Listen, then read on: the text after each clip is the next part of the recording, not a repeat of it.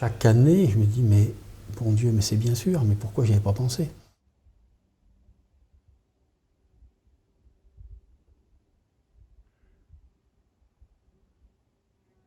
La ruche, qui est l'habitat artificiel de l'abeille, je dis artificiel parce que l'abeille est un insecte très ancien qui nous a largement préexisté, qui par conséquent ne nous a pas attendu pour avoir un habitat. La ruche, c'est l'habitat artificiel de l'abeille. C'est tout bête, c'est une caisse, hein, avec une entrée par devant, comme vous l'avez vu tout à l'heure, Ouais. et dedans, il y a des cadres. Ça, c'est un modèle d'Adam 10 cadres, donc il y a 10 cadres. Un modèle de quoi? D'Adam. D'Adam, c'est le nom de la personne qui l'a mise au point. Ça remonte à Adam et Ève? Non, pas quand Non, même. Hein, d'Adam en un seul mot. D'Adam. C'est monsieur d'Adam qui a D'accord. inventé ce type de ruche. En fait, pour inventer ce type de ruche, il ne s'est pas vraiment pris la tête, hein. Il a calqué un peu ce que fait la nature. Les alvéoles. Les alvéoles, c'est ce que fait l'abeille naturellement. L'abeille fait une alvéole hexagonale. Pas parce que nous, on lui impose en lui mettant des cadres de cire appelés gaufrés, c'est-à-dire avec les alvéoles prédestinées. C'est nous qui copions ce que fait l'abeille. Comme souvent, hein, on copie souvent ce qu'il y a dans la nature. Mais parce que l'alvéole hexagonale, c'est tout simplement parce que la forme hexagonale est la forme géométrique la plus économique en matière pour un contenant donné. On pourrait penser que c'est la sphère. Ah ben oui, d'accord. Oui, mais deux sphères contiguës ne se touchent qu'en un point. Il faut une paroi pour chaque sphère. Avec l'hexagone, la paroi de l'une fait la paroi de l'autre. Et par conséquent, on se retrouve avec la forme géométrique la plus économe en matière, la matière étant la cire d'abeille. C'est la présence de couvain qui induit l'obligation de thermostater. En dessous de 36 degrés, le couvain meurt, au-dessus de 38, il meurt. Donc l'abeille régule entre 36 et 38, comme nous, hein, elle fait le même procédé, c'est-à-dire que quand la plupart du temps, il faut augmenter la température. On est rarement au-dessus de 36 naturellement sous nos climats. Donc elle mange du miel, le métabolisme du miel produit des calories. Nous, c'est le métabolisme des graisses et des sucres stockés dans l'organisme qui va produire les calories. Et pour réguler à la baisse, heureusement c'est moins souvent que dans l'autre sens, elle fait comme nous. Nous, on transpire, l'évaporation de notre transpiration consomme des calories, et l'abeille, elle va chercher du nectar sur les fleurs, ou de l'eau sur une flaque, ou la rosée du matin, et en battant des ailes, elle va ventiler, évaporer de l'eau. L'évaporation de l'eau consomme des calories. Elle descend la température. Voilà comment elle régule à la baisse et à la hausse. Ça, c'est un cadre. Dans la ruche d'Adam, il y en a 10. Ce cadre, dans la ruche, il est comme ça, hein. Ils sont les uns à côté des autres, comme ça. Voilà. C'est un cadre en bois sur lequel on a fixé une feuille de cire à l'aide d'un fil de fer tendu. On a fixé une feuille de cire qui n'est pas une matière artificielle, qui est une matière transformée, une matière naturelle transformée. C'est de la cire de quoi? C'est de la cire d'abeille. C'est de la cire d'abeille, d'accord. C'est de la cire d'abeille, c'est-à-dire que quand on va extraire le miel. Alors le miel, je le montrerai tout à l'heure, il est dans la partie que l'on appelle les hausses, mais c'est des cadres qui sont un peu plus petits, des cadres de la même, faits sur le même principe que celui-là, mais plus petits, moitié de hauteur. Et donc au départ, une feuille de cire, les abeilles ont fait ce que l'on appelle bâtir les alvéoles, elles leur ont donné une profondeur. Au lieu d'être une feuille, les alvéoles ont une profondeur. Cette profondeur, elle est de 10 mm. Et les abeilles vont la faire dépasser de 5 mm, donc les alvéoles feront 15 mm.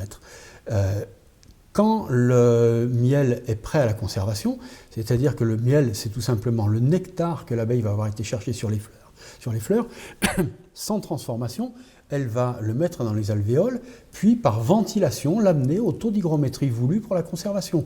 Ce taux d'hygrométrie, il est compris entre 16 et 18 degrés. Oui, on l'a vu, oui. En dessous de 18 degrés d'hygrométrie, parce qu'un liquide sucré au-dessus de 18 degrés d'eau, d'humidité, fermente. C'est pour ça qu'elle passe la barre des 18 degrés à la baisse, des 18% d'humidité. Et une fois que le miel est terminé pour elle, prêt à la conservation, elle fait une pellicule par-dessus, une pellicule de cire. Comme nous, si on fait une confiture, quand on cuit une confiture, c'est pour en abaisser le taux d'humidité, c'est pas pour la cuire. Sinon, on fait une marmelade qui ne va pas se conserver après ouverture du pot. Une confiture, elle se conserve après ouverture du pot. D'ailleurs, avant, nos grands-mères, elles mettaient une pellicule de paraffine dessus. Oui, de paraffine. Avant l'invention de la paraffine, elles devaient mettre de la cire d'abeille. vraisemblablement. Enfin. Et donc, elle ferme l'alvéole, et nous, comme on va extraire par centrifugation, il va nous falloir ouvrir les alvéoles. Pour ouvrir les alvéoles, en fait, la tête du cadre, là, elle fait 20 mm, parce que je vous ai dit, l'alvéole va avoir 10 mm 10 plus 5. En fait, le fabricant de la ruche d'Adam, il sait que l'alvéole finit, elle a 15, donc il a fait du cadre de 20 mm d'épaisseur pour avoir 10 et 5 en dehors du cadre. Donc avec le couteau, on va passer le couteau le long du bois, on enlève 5 mm. C'est la cire. C'est la cire et du miel. Elle ne fait pas 5 mm, mais on est sûr d'avoir enlevé toute la cire. Et de toute façon, après ça, ça va passer dans une centrifugeuse à opercule. On ne va pas le perdre, ce miel qu'on a coupé dessus. On ne le perd pas. À l'aide d'une centrifugeuse que l'on appelle extracteur, on va extraire le miel du cadre. Et à l'aide de la centrifugeuse à opercule, on va séparer la cire que l'on a coupée du miel. Donc, on va récupérer tout le miel d'une part. De l'autre côté, la cire sous forme de paillettes agglomérées que l'on va ensuite fondre pour en faire des blocs. Ces blocs, on va les amener chez un cirier qui, moyennant un prix de travail à façon, va nous le transformer en feuilles pour remettre dans nos cadres. D'accord. On est dans une espèce d'économie circulaire finalement, oui, puisqu'on propose des cadres en cire, oui, on récupère la cire et donc le miel et on réinjecte la cire dans le cadre. Tous les cadres ne sont pas détruits à chaque fois, hein, loin de là. On renouvelle approximativement 20% des cires chaque année. Et une exploitation qui produit du miel produit la cire qui lui est nécessaire pour fonctionner, plus un excédent qui peut se chiffrer approximativement aux alentours de 1,5% du tonnage de miel produit. Le corps de ruche, dedans, il y a la reine, puisqu'il y en a une et une seule par ruche, et les abeilles ouvrières. Donc la reine, génétiquement, elle est rigoureusement identique aux autres femelles, les abeilles ouvrières. Dans la larve et la naissance. Dans la ruche, il y a 3 types d'individus. La reine, il n'y en a qu'une. Les abeilles ouvrières, c'est l'immense majorité, c'est des femelles.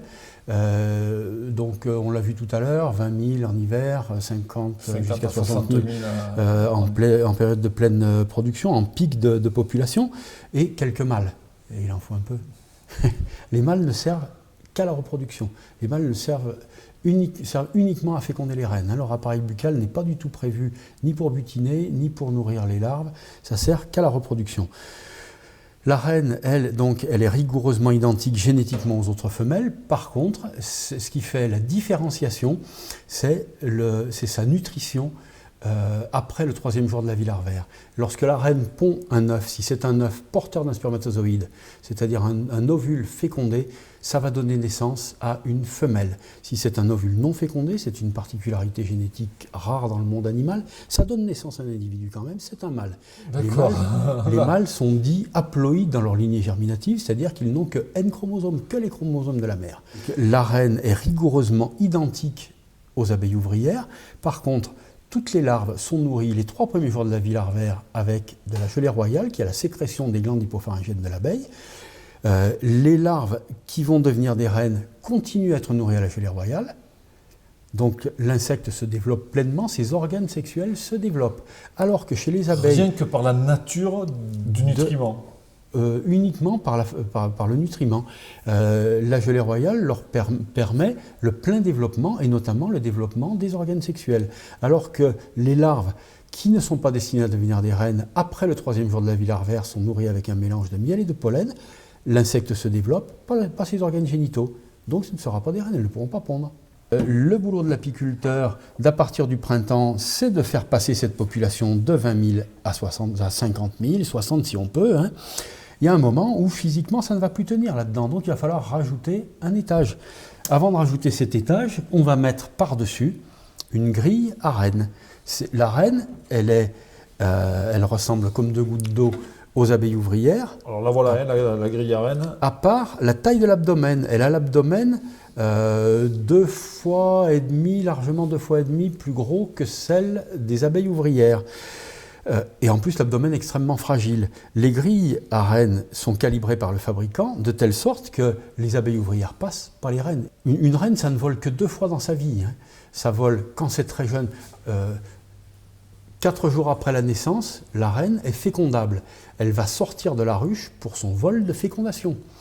Elle va rester en vol de fécondation jusqu'à ce qu'un organe qu'elle possède, qui s'appelle la spermathèque, soit plein. Cette spermathèque, elle est formée de cellules nourricières.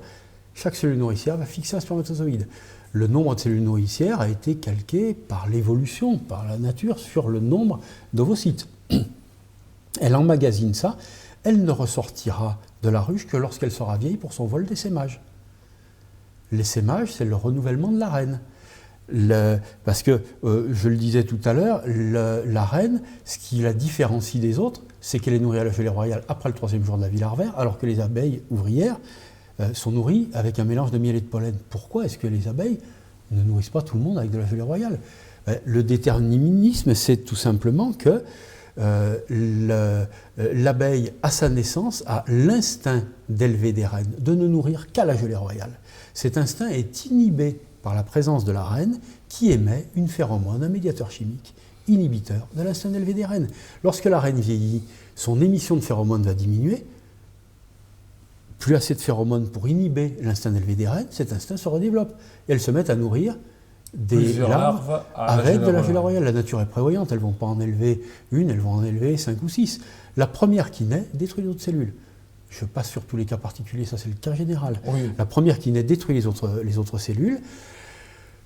4 jours plus tard, elle est fécondable, elle ressort pour son vol de fécondation, et le cycle est reparti. Puis quand elle va vieillir, de nouveau, sa quantité de phéromones diminue, l'instinct d'élever des reines se redéveloppe, la vieille reine s'en va avec la moitié des abeilles, c'est ça, l'essaimage, c'est la vieille qui s'en va avec la moitié des abeilles, fonder une autre colonie ailleurs. Pour agrandir l'habitat, on ajoute par-dessus des petites caissettes que l'on appelle des hausses, dont la section est identique à la section du corps de ruche, mais qui est moitié moins haute. Dedans, même principe, des cadres. Puisqu'il y a une grille interdisant le passage de la reine entre les deux éléments, la reine va rester en bas. Du coup, ça nous mâche le travail. On n'a plus à séparer le couvain du pollen, du miel. Ici, elle ne peut mettre que du miel. Puisqu'elle n'a besoin que de miel. C'est pas qu'elle a besoin que de miel, c'est qu'il n'y a pas le couvain. La reine, elle est restée en bas. Elle n'a pas pu monter, donc elle n'a pas pu pondre dans la hausse, donc il n'y a pas de couvain. Le couvain, c'est à lui qu'est destiné le pollen. Donc les abeilles vont le mettre dans la partie basse. S'il ne nous viendrait pas à l'idée, par exemple, de stocker le beurre du petit déjeuner au grenier, au 4e étage, si la cuisine est en bas. Non. Donc elles vont stocker le pollen à côté du couvain, et donc en haut, il n'y aura que une hausse pleine, où elles ne peuvent plus en mettre, c'est 18 kg de miel. Ah oui, quand même. C'est pour ça que quand on en met 3, on n'a jamais 3 de complètement pleines. Quelquefois, une colonie trop forte, nous, notre but, c'est de développer au maximum les colonies, sans passer un certain seuil, qui est le seuil de l'essaimage. Ça fait revenir un petit peu en arrière tout à l'heure on parlait du déterminisme, qu'est-ce qui fait que les abeilles vont élever avec de la gelée royale certaines larves. L'absence de phéromones, ça oui, j'ai compris. L'absence de phéromones ou la dilution de la phéromone, plus assez de phéromones. Mais dans une colonie de 50 000 abeilles, par exemple, la phéromone peut être suffisante pour ce volume. Et puis si on passe à 60 000, peut-être qu'il n'y en a plus assez et que ça va déclencher l'essaimage. C'est difficile de savoir. La vieille reine qui s'en va avec la moitié des abeilles parce que les abeilles ont commencé à élever une reine. Parce que la quantité de phéromones émises n'était plus suffisante pour l'ensemble. Donc on est toujours à essayer de chercher cette limite, mais de jamais l'atteindre. Alors il y a énormément de choses à découvrir. Moi, ça fait...